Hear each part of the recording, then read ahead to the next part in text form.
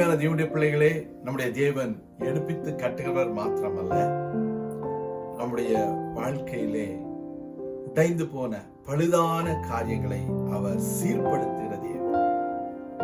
எந்தெந்த இடங்களிலே உங்களுக்கு ஓட்டை உடசல்கள் இருக்கின்றதோ, எந்தெந்த இடங்களிலே நீங்கள் பிசாசு உள்ளே நுழைவதற்கு நீங்கள் இடம் கொடுத்திருக்கிறீர்களோ, அவர்கள் எல்லாவற்றையும் அவர் சரிப்படுத்துவார், அதை சீர்படுத்துவார்.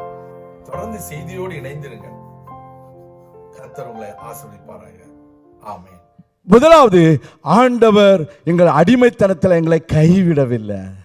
He did not let you be slaves forever and ever, but He brought you out of the captivity, out of the bondage. First, secondly, எங்களுக்கு உயிர் கொடுக்கவும் He gave you life.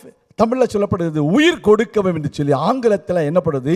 He extended mercy to us. எப்படி? கைவிடவில்லை, அவர் எங்களுக்கு உயிர் கொடுத்தார். ஹல்லேலூயா. அடுத்ததாக, நாங்கள் எங்கள் தேவனுடைய ஆலயத்தை எடுப்பித்து பாழாய் போன அதை புதுப்பிக்கும்படிக்கு. ஆமென். பாழாய் போன ஆலயத்தை புதுப்பிக்க வேண்டும். எப்படி? பாழாய் போன ஆலயம். நம்ம நினைக்கிறோம் ஏதோ எஸ்ரா கட்டின ஆலயத்தை சொல்றாங்க அப்படின்னு. இன்னைக்கு ஆண்டவர் சொல்கிறாரு, நீங்களே அந்த ஆலயம். எத்தனை விசுவாசிக்கிறீங்க? அந்த ஆலயம் பாழாய் கிடக்கிறது. அந்த ஆலயத்தில் ஆண்டவருடைய ஆவியானவர் இல்லை. The Holy Spirit does not dwell in that temple of God. You are the temple, and the Lord God wants this temple to be quickened by the power and the Spirit of God. Amen. How many of you believe it? If there is no Spirit, there is no life. If there is no people in a house, what the people call is at அந்த வீட்டை பற்றி என்ன சொல்லுவாங்க? ஒரு வீட்டில், அந்த வீட்டில் ஆளே இல்லைங்க அப்படின்னா என்ன அர்த்தம்? என்ன தமிழை சொல்லுங்க? பேய் வீடு. ஆமீன். நம்ம சைமன் பிரதர் என்ன பூத் பங்களோ சொல்லுவார். என்ன பங்களோ? பூத் பங்களோ. பூத் பங்களானா தெரியுமில்ல? பூத்னா பூதம். இந்தியில் பூத். நீங்களாம் இங்கிலீஷில் உள்ள பூத்து நினைச்சிடாதீங்க. ஏதோ ஓட்டர்ஸ் பூத்து, எலெக்ஷன் பூத்துன்னு இல்லைங்க. அது பூத்துனா பூதம்னு அர்த்தம். அந்த பூத் பங்களோ இங்கிலீஷில் சொன்னால் என்ன சொல்லுவாங்க? Haunted house. அக்டோபர் 31 போயிடுவாங்க எல்லாரும். ஹாண்டட் ஹவுஸில் போய் நைட் மேரு பார்த்துருக்கீங்களா? காசை கொடுத்து லைனில் நிற்பாங்க. ஐயோ, அக்டோபர் மாதம் நாங்கள் Boston, Salem, Massachusetts. We were in Salem, Massachusetts. It's a full people where you will have a lot of witches all over. They have a lot of witches exhibition, witches college. They train people to be witches. They have so many things happening in Salem, Massachusetts. We were there couple of times in last year also, in 24 also we were there. But I want to tell you why those houses are haunted houses, because there is no spirit, no people. If you are there, you will have the Spirit of God, then that house will have Jesus in that. But there is no people of God, the house will be like a haunted house. Here with the word of God says, God raised the house of our God to repair the house of our God. Amen. அடுத்தது, எங்களுக்கு யூதாவிலும் எருசலேமிலும் ஒரு வேலியை கட்டளையிடும். God has given us a wall around your house. God has protected you. He has not only raised you, He has not only brought you out of the captivity, He has not only given you the mercy of God, He has not only repaired the house of our God, but He has given a fence all around you, so that the devil cannot enter your house. How many of you believe it? Today, you might be listening many bad news, bad rumors, but nothing will come and attack you, because God has given you a fence all around the house. Hallelujah.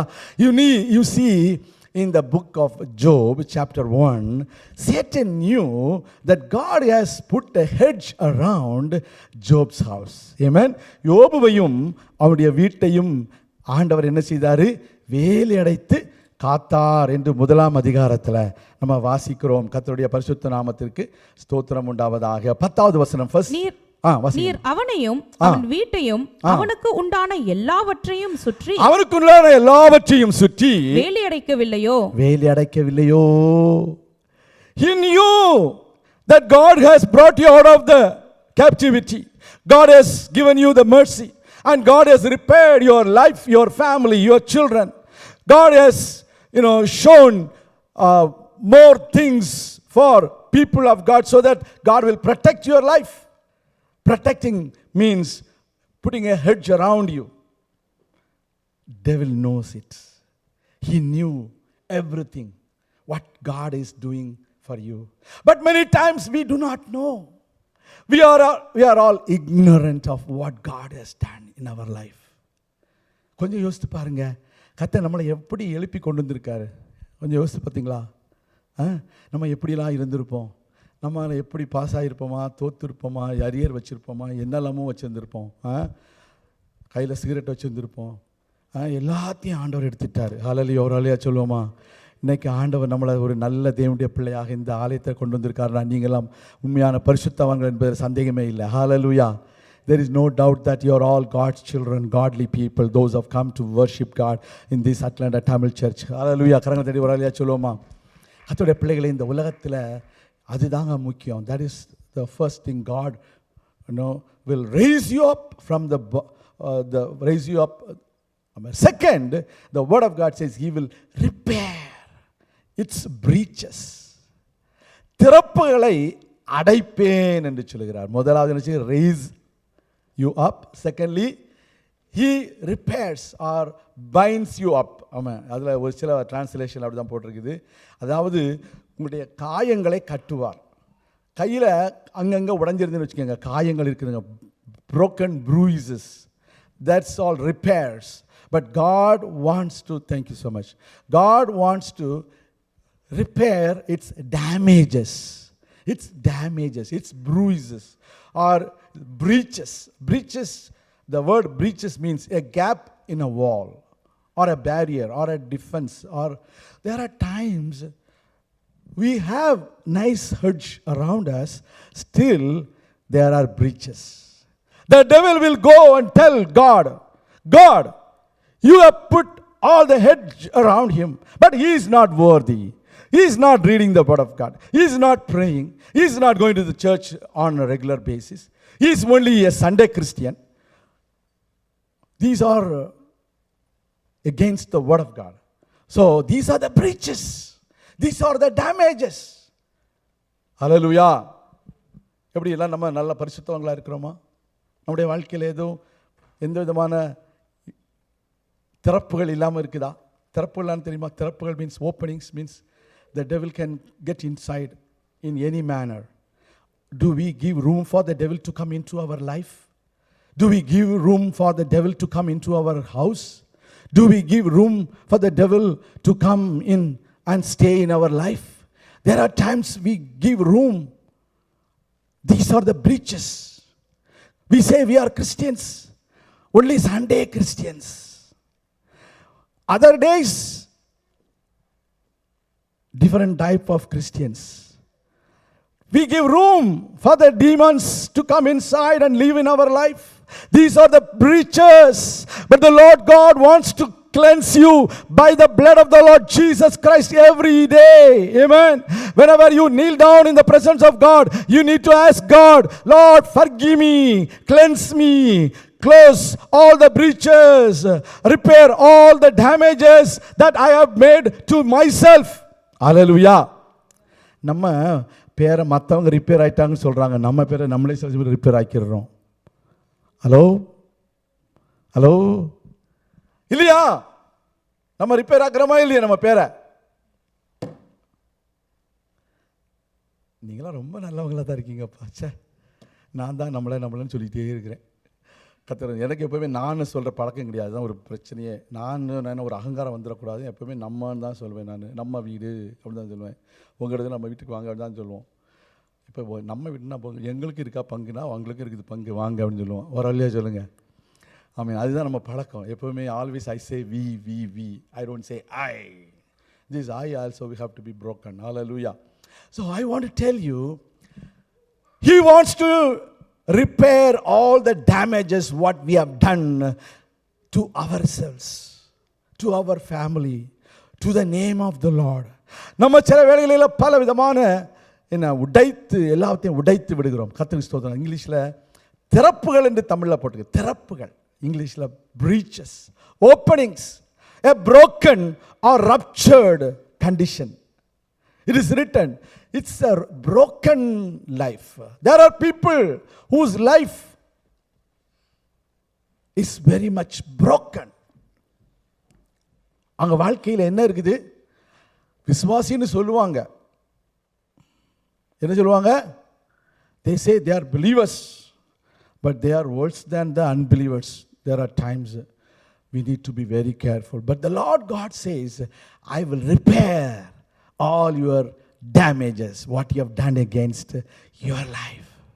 நம்முடைய வாழ்க்கையில் நம்முடைய திறப்புகளை அவர் அடைக்கிற தேவன். ஹல்லேலூயா. திறப்புகளை என்ன செய்வேன்னு சொல்றாரு? அடைக்கிற தேவன். There are times He wants to align the things to make it as a new vessel which can be used for the master. Hallelujah.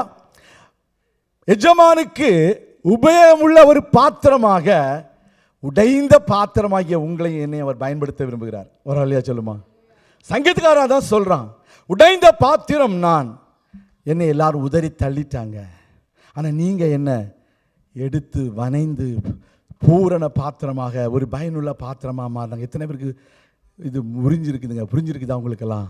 நம்முடைய வாழ்க்கையில் where we holy people, where we people having nothing in our life or nothing, no damage in our life, there were times we damaged our life and we damaged somebody else's life also. But the Lord God says He will repair the damages. He will repair the breaches. Repairனா என்ன தெரியுமா அர்த்தம்? Repairனா He is going to pair it together with the broken other piece. Hallelujah. உடைந்து போன ஒரு துண்டு விழுந்துருச்சுன்னா அதெல்லாம் சேர்த்து ஒட்ட வைக்கிறோம் வச்சுக்கோங்களேன். அதுக்கு பேர் என்னது? ரிப்பேர். Rebar, REPAIR. பேர்னா அர்த்தம் இணை அல்லது ஜோடி. ரெண்டும் உடைந்து போய் கிடக்குது. ஆண்டவர் சொல்கிறார், உங்களை நான் சேர்த்து இணைத்து வைப்பேன், ஒரு பாத்திரமாக வனைவேன் என்று சொல்கிறார். விசுவாசிங்க ஒரு இல்லையா சொல்லுங்க. உங்கள் வாழ்க்கையில் அநேக மக்களுடைய வாழ்க்கையில் அநேக வேளைகளில் மக்கள் உடைந்து போய் கிடக்கிறார்கள். They have nobody to help them to repair their life. But the Lord God says He will repair the damages.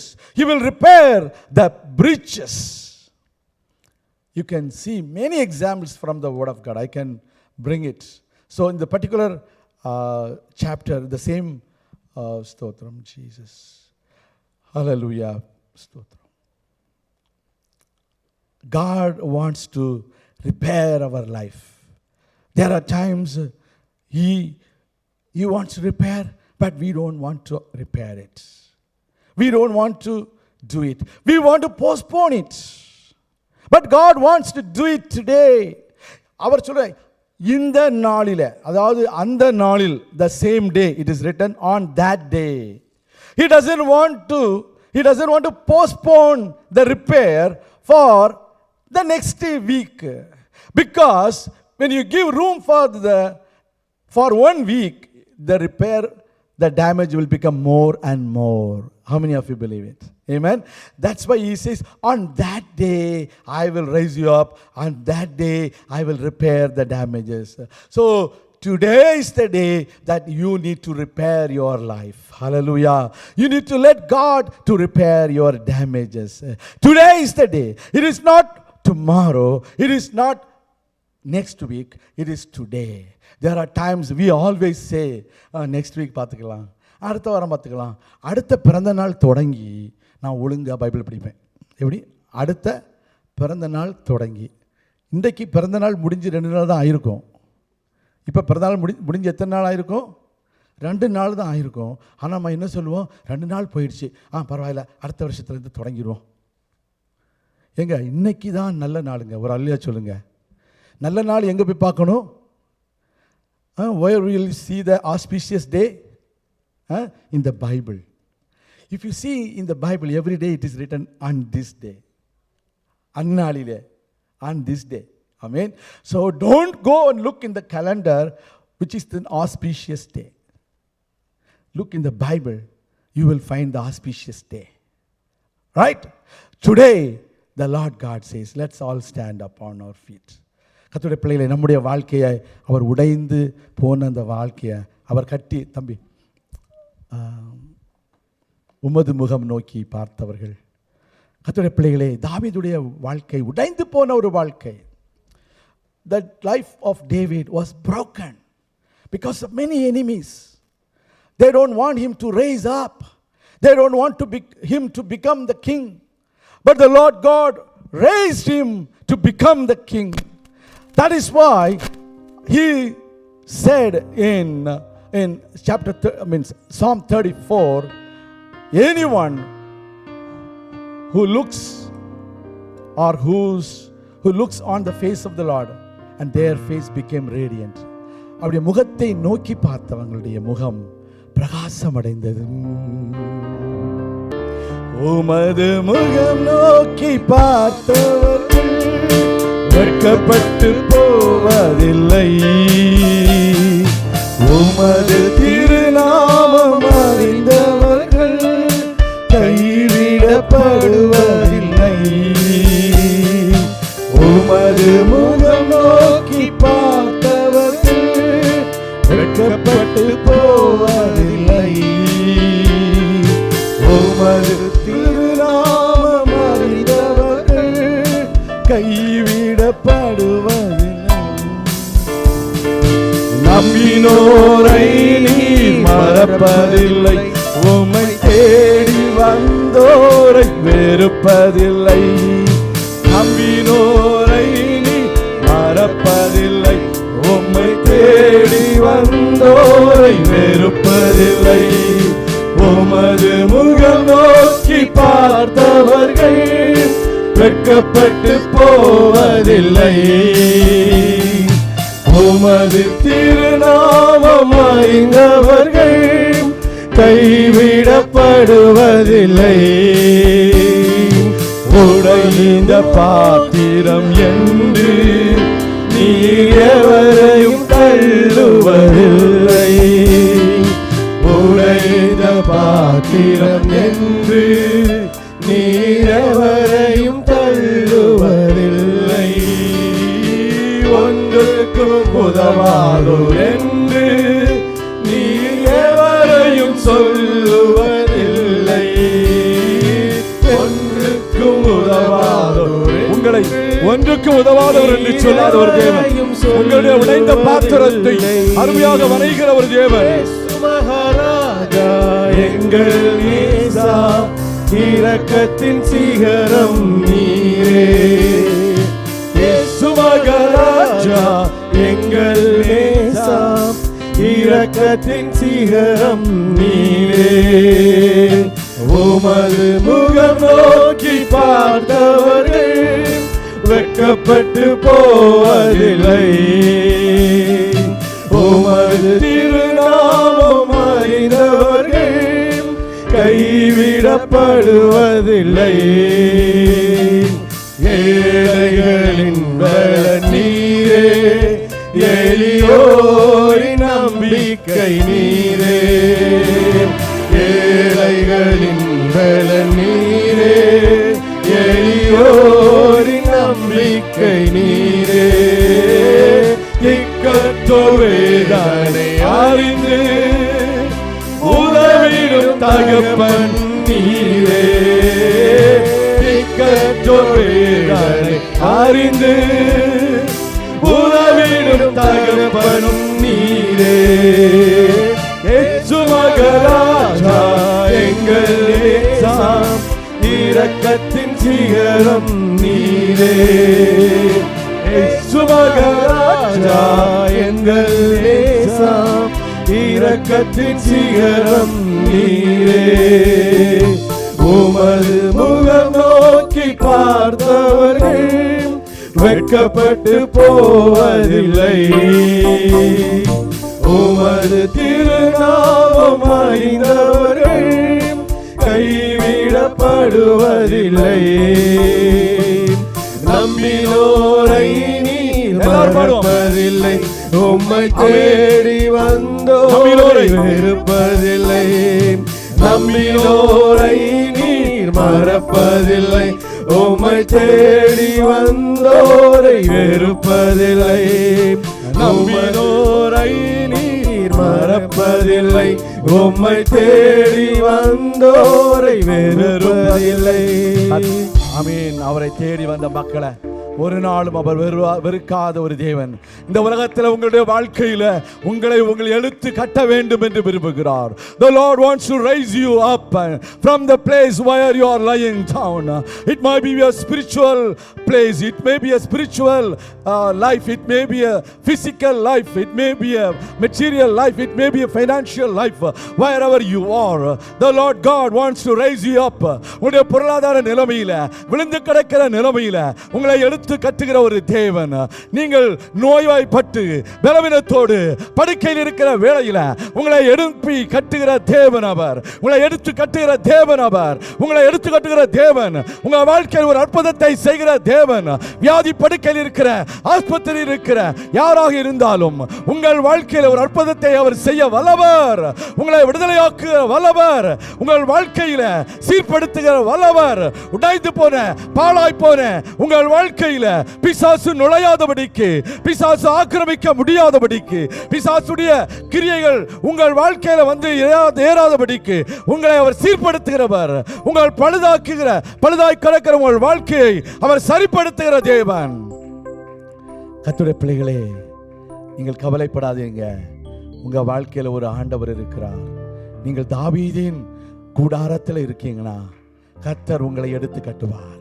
When you are in the tabernacle of David, when you are in the booth of David, when you are in the house of David, when you are in the lineage of David, God is going to raise you up and He is going to repair all the damages. He is going to repair all the breaches. He is going to give you the fullness of joy, fullness of everything in your life. ஜெபிக்கலாம். எங்கள் அன்பின் ஆண்டவரே, உடைய பிள்ளைகளுக்காக நான் ஜெபிக்கிறேன். உடைய பிள்ளைகளை ஆசீர்வதியும். உடைய பிள்ளைகளை எடுப்பித்தரலும். உடைய பிள்ளைகளை கட்டியறலும். உடைய பிள்ளைகளை ஆசீர்வதித்தரலும். உடைய நாமத்தை மகிமைப்படுத்தும். எல்லா சீர்கேடுகளையும் மாற்றி அற்புத அடையாளங்களை செய்து உடைய நாமத்தை மகிமைப்படுத்தும். தாழ்த்தி ஒப்பு கொடுக்கிறோம் இயேசு கிறிஸ்துவின் நாமத்தில் நல்ல பிதாவே. ஆமேன், ஆமேன்.